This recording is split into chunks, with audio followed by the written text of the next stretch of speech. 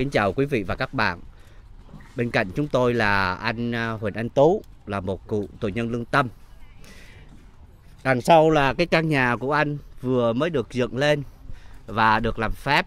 Trước đó một ngày thôi, Đức Giám mục Mika Hoàng Đức Oanh đã đến làm phép cho cái căn nhà này của anh.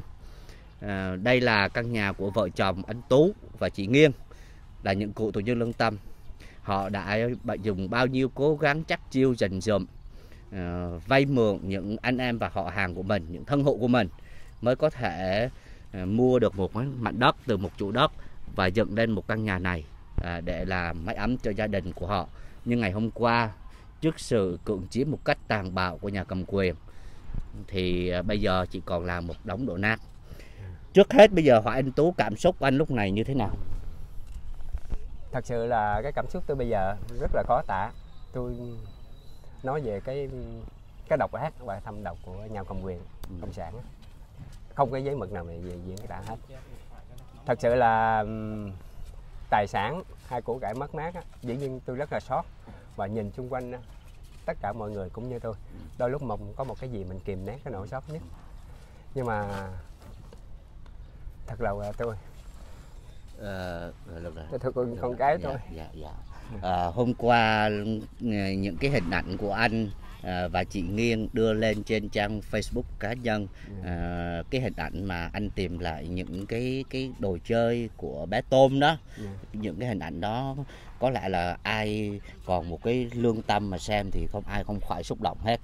Thì trong lúc mà anh nhặt nhạnh tìm lại những cái đồ chơi cho con của mình như vậy đó, thì anh suy nghĩ đến cái điều gì?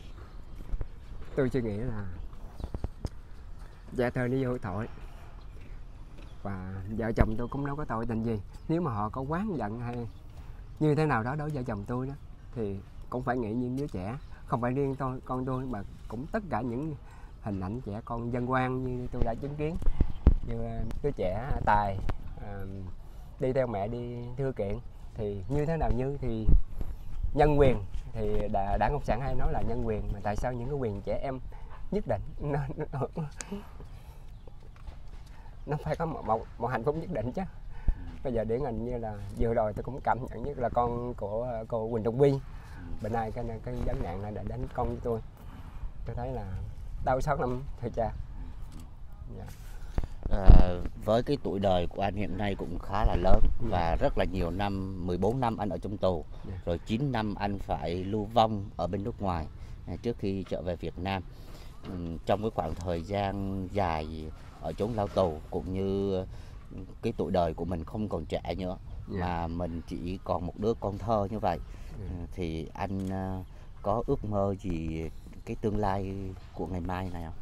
Nếu mà là như ước mơ á, thì từ khi vợ chồng tôi lấy nhau á, là không có con rồi.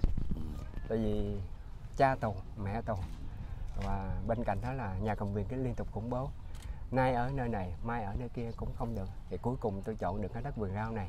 Tôi nghĩ là đất vườn rau này tôi sẽ tạo một cái mơ ước nhỏ gia đình tôi.